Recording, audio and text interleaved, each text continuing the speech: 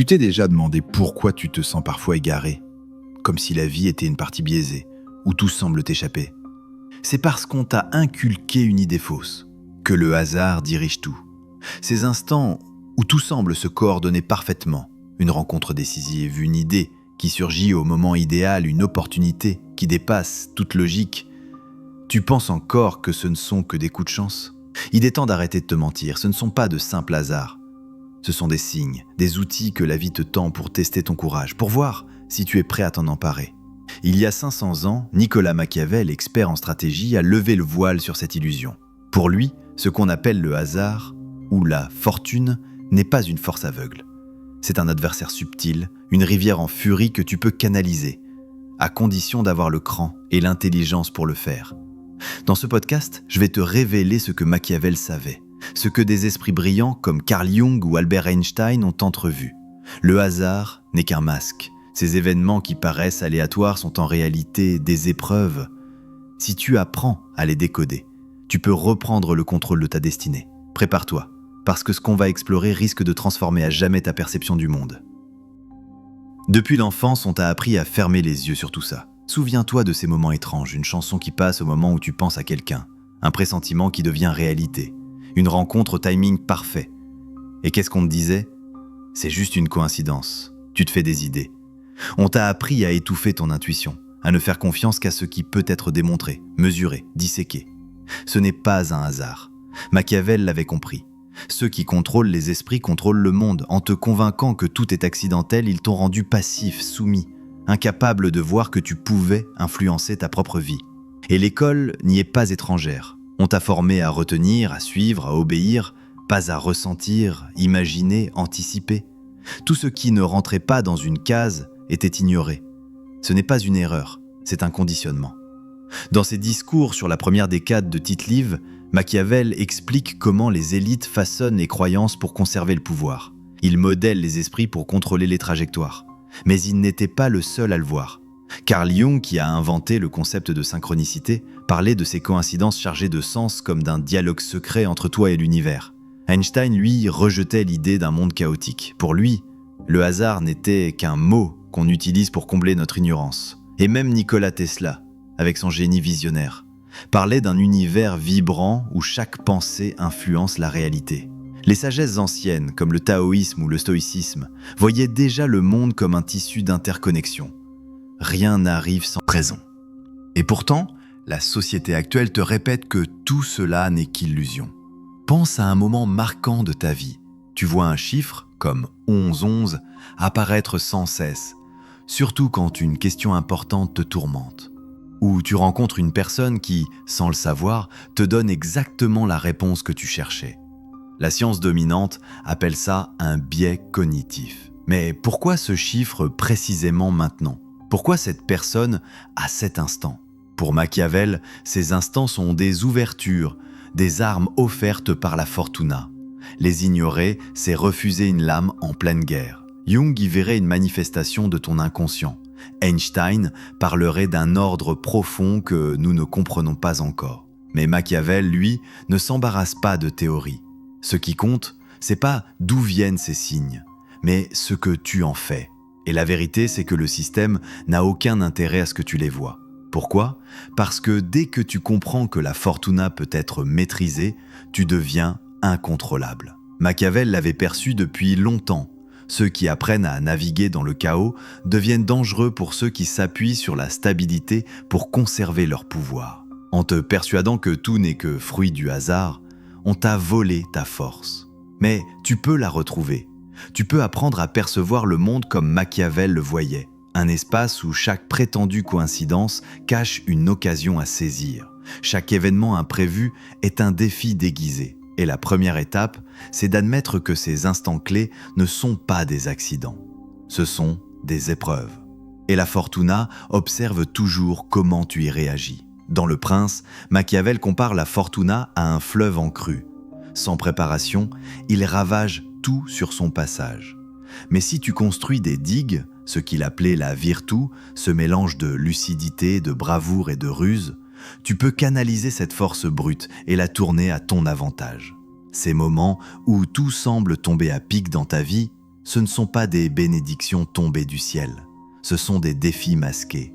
Tu penses à une personne et le lendemain, elle te contacte. Tu cherches désespérément une solution et une phrase dans un livre semble écrite pour toi. Tu t'apprêtes à renoncer et soudain une porte s'ouvre. Certains y verront de la chance. Jung y verrait un phénomène de synchronicité. Machiavel, lui, y voyait une mise à l'épreuve de ta capacité à saisir l'instant. As-tu la virtu pour reconnaître ces signaux et agir, ou resteras-tu figé, prisonnier de l'idée que tout arrive sans raison? D'autres penseurs sont arrivés à des conclusions similaires. Jung raconte l'histoire d'une patiente qui rêvait d'un scarabée doré, et au même moment, un vrai scarabée heurte la fenêtre. Pour lui, ce n'était pas une coïncidence, mais un signe, un passage entre le monde intérieur et le monde extérieur. Einstein, avec sa phrase célèbre « Dieu ne joue pas au dé », croyait en un ordre caché dans l'univers, même si on n'avait pas encore percé. Marc Aurèle, philosophe stoïcien, voyait chaque événement comme une chance de prouver qui tu es vraiment. Le taoïsme, de son côté, enseigne à s'aligner sur le mouvement naturel des choses, à suivre le courant du monde plutôt que de lui résister. Mais Machiavel ramène tout à l'essentiel. Peu importe les lois du cosmos ou l'énergie de l'univers, ce qui compte, c'est ce que tu fais concrètement lorsque ces signes apparaissent. Regarde l'histoire.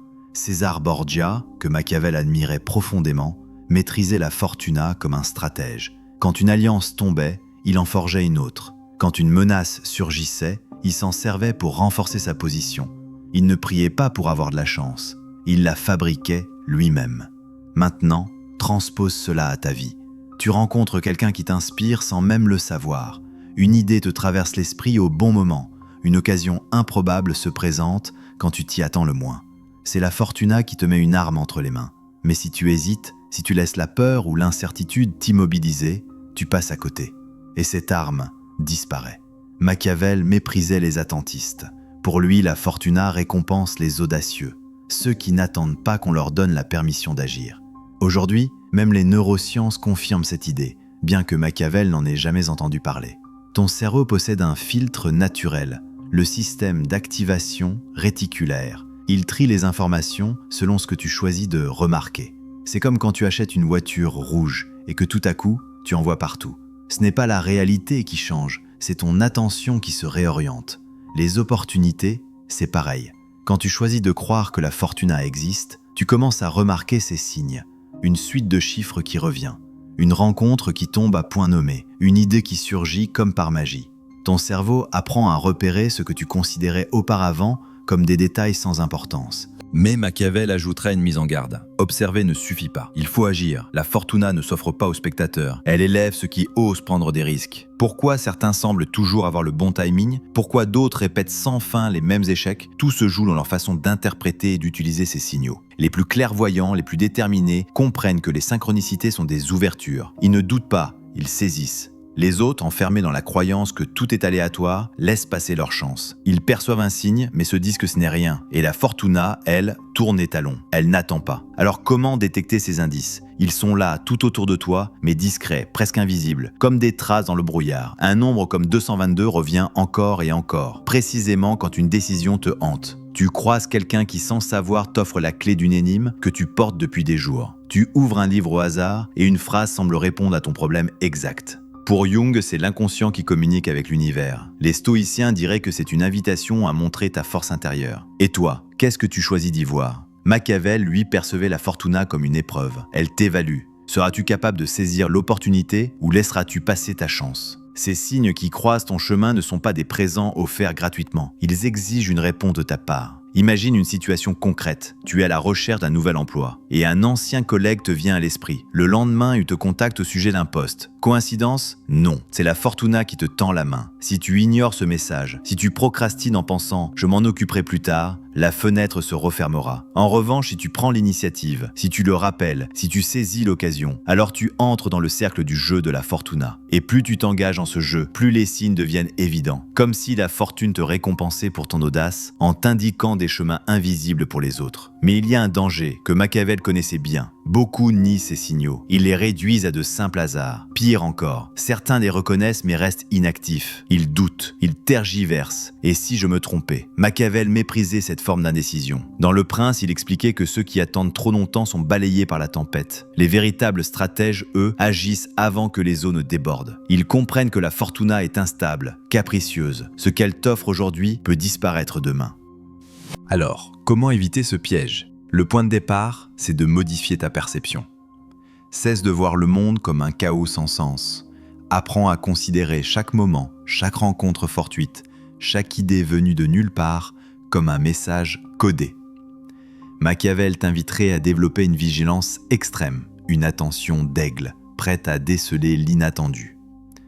Quand tu remarques une suite de chiffres récurrentes, quand une personne surgit au moment idéal, quand une occasion se présente contre toute logique, pose-toi la bonne question: qu'essaie de me dire la fortune ici? Pas besoin d'en comprendre immédiatement la logique. L'essentiel, c'est d'être à l'écoute. Un conseil simple peut t'y aider. Commence un journal des signes. Utilise un carnet ou ton téléphone pour noter chaque événement qui semble sortir de l'ordinaire. Ce que tu faisais, ce à quoi tu pensais, ce que tu ressentais. Au fil du temps, tu commenceras à repérer des motifs, des récurrences. Ces chiffres, ces visages, ces idées, ce ne sont pas des hasards. Ce sont les marques que la fortuna sème sur ta route. Carl Jung conseillait à ses patients de tenir ce genre de journal pour identifier les synchronicités. Machiavel, lui, y aurait vu l'équivalent de l'étude d'un champ de bataille, une préparation stratégique à l'action. Mais capter les signes n'est que la première étape. La fortuna n'offre rien à ceux qui se contentent de regarder. Elle attend du courage. Dès qu'une opportunité apparaît, passe à l'acte. Même si tu n'es pas sûr. Rappelle cette personne, suis ton idée, candidature, proposition, mouvement. Machiavel écrivait que la fortuna est comparable à une femme qu'il faut prendre d'assaut. Pas dans un esprit de domination, mais avec un courage actif, résolu. Les stoïciens, eux, te diraient que chaque défi est une chance de révéler ton essence. Nikola Tesla, porté par une intuition fulgurante, faisait confiance à ses instincts sans attendre de validation extérieure. Toi aussi, adopte ce réflexe. Et si tu veux aller encore plus loin, pense comme un stratège. Machiavel ne se contentait pas de réagir aux occasions, il les intégrait dans un plan plus vaste. Chaque signal peut devenir une ressource. Si tu rencontres quelqu'un d'inspirant, ne te limite pas à une conversation polie. Propose quelque chose, demande un lien, sème une graine pour demain. Si une idée te traverse, ne la laisse pas se dissoudre dans l'oubli. Teste-la, lance un premier pas, même minuscule. Car la fortuna se range du côté de ceux qui s'engagent pleinement dans le jeu. Il y a aussi une dimension intérieure. Les taoïstes parlent d'alignement avec le flux naturel du monde. Jung voyait dans l'inconscient un guide invisible. Les neurosciences, elles, nous montrent que nos pensées structurent notre perception. Si tu rumines tes peurs, tes colères ou tes blocages, tu passes à côté des signaux. Mais si tu focalises ton attention sur tes objectifs, sur une vision, sur ce que tu veux vraiment, alors ton esprit s'accorde avec la fortuna. Chaque matin, répète-toi « Aujourd'hui, je suis prêt à reconnaître les opportunités. Aujourd'hui, je suis réceptif à la fortuna. » Cette simple phrase peut reconfigurer ton cerveau pour qu'il capte ce que d'autres ignorent. Pense aux stratèges qui ont marqué leur époque. Steve Jobs, par exemple, ne croyait pas au hasard. Lorsqu'il croisait un ingénieur par accident, il ne passait pas son chemin, il l'embauchait. Résultat, le Macintosh. César Borgia, que Machiavel admirait, transformait chaque revers en tremplin, jusqu'au jour où la fortuna elle-même se détourna de lui. Même les plus grands ne sont pas invincibles. Mais ils vivaient selon une règle simple, avancer comme stratège, jamais comme victime. Compare cela aux gens qui réussissent autour de toi. Ceux qu'on dit chanceux ne le sont pas vraiment. Ils reconnaissent les signes, ils passent à l'action et la fortune les suit. Mais attention, Machiavel l'avait déjà constaté maintes fois. Si tu ignores ces signaux, si tu te dis que ce n'est qu'un hasard, la fortuna finira par se détourner de toi. Les ouvertures disparaîtront, les chances s'évanouiront et tu auras l'impression de mener une existence qui t'échappe sans cesse. Machiavel en a été témoin à travers l'histoire. Ceux qui n'érigent pas leur digue à temps sont balayés par la crue. La Fortuna ne tolère pas l'immobilisme. Elle souffle des indices, et si tu ne tends pas l'oreille, elle cesse de parler. Alors comment éviter ce destin ? Tout commence par une prise de position intérieure. Cesse de croire au pur hasard. Considère chaque instant comme un appel. Lorsque tu remarques l'heure miroir 11h11, qu'une pensée surgit sans prévenir ou qu'une rencontre inattendue se produit, vois cela comme un message. Pose-toi cette question. Que puis-je faire de cette impulsion ? Et surtout, passe à l'action. Ne cherche pas de garantie. Machiavel écrivait que l'hésitation fait fuir la fortune. Ce n'est pas la perfection qui compte, c'est le mouvement. Chaque décision, même imparfaite, te rapproche de l'art de naviguer avec la Fortuna. Et si tu veux que ces signes deviennent plus visibles, développe ton sixième sens. Tesla parlait d'un radar intérieur à l'origine de ses meilleures idées. Jung, lui, évoquait un inconscient capable de capter ce que ta conscience ignore. Les neurosciences te donnent raison. Ton cerveau perçoit des informations avant même que tu n'en prennes conscience. Pour affiner cette sensibilité, accorde-toi des moments de silence. Médite, écoute cette petite voix, souvent discrète, qui t'invite à bouger. Plus tu lui fais confiance, plus les messages de la Fortuna deviennent évidents. Mais il reste une pièce essentielle dans ce puzzle, ton énergie intérieure. Si tu vibres la peur, le doute ou la passivité, tu crées le désordre autour de toi. En revanche, si tu cultives la volonté, la clarté et l'élan, la Fortuna commence à danser à ton rythme. Les physiciens quantiques, notamment à travers l'expérience des fentes de Jung, affirment que la conscience influence la matière. Les sages taoïstes parlent d'un courant universel. Machiavel aurait dit que tes pensées sont comme des ordres donnés à la fortune. Oriente ton attention vers ce que tu veux vraiment, pas vers ce que tu redoutes. Chaque matin, répète-toi: je suis prêt à accueillir les opportunités. Tu verras, ta perception changera. Regarde ceux qui t'entourent et qui réussissent. Ils n'ont pas de chance, ils sont attentifs. Alors, où veux-tu aller à partir de maintenant ? Tu sais que le hasard n'est qu'une façade. Chaque événement, chaque personne, chaque idée, chaque coïncidence est une épreuve, un appel. Mais la compréhension seule ne suffit pas. Machiavel avait peu d'estime pour ceux qui savent, mais n'agissent pas. Je te lance un défi. Pendant les 14 prochains jours, adopte l'attitude d'un stratège de la Fortuna. Chaque jour, repère au moins un signe, une suite de chiffres, une rencontre inattendue, une intuition soudaine. Note-le. Demande-toi, qu'est-ce que je peux en faire ? Puis, fais-le. Même une petite action suffit. Un appel, une prise de contact, une décision prise. Le soir venu, prends un moment pour réfléchir. Comment transformer ce signe en levier ? Prépare tes prochaines manœuvres comme un général élabore un plan avant l'assaut. Si tu t'y tiens, tu verras l'effet.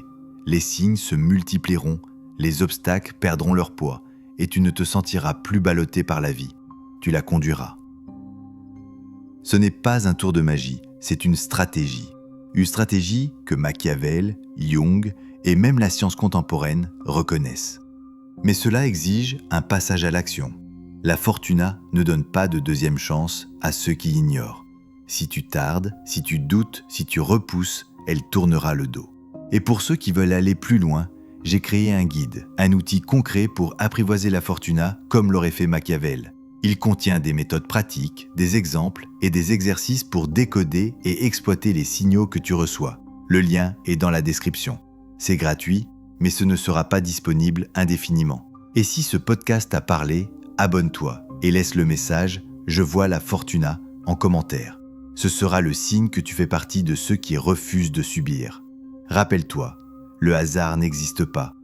C'est un terrain de jeu caché et la Fortuna choisit ceux qui savent y jouer. Machiavel l'a perçu, Jung l'a senti, Einstein l'a confirmé et les anciens l'ont enseigné. Maintenant tu sais, chaque signe est une chance de reprendre les commandes, mais la Fortuna ne tolère pas l'inaction. Elle souffle et si tu ne l'écoutes pas, elle s'efface. Alors, quel sera ton choix ? Rester spectateur, prisonnier de l'illusion du destin, ou devenir acteur, stratège de ta propre fortune ? La prochaine fois qu'un signe apparaîtra, un chiffre, un visage, une coïncidence, fais une pause, souris et pense, je l'ai vu venir. Parce qu'à partir de maintenant, tu ne marches plus à l'aveugle. Tu avances avec une carte secrète dans les mains, celle que la Fortuna réserve à ses conquérants. À toi de jouer.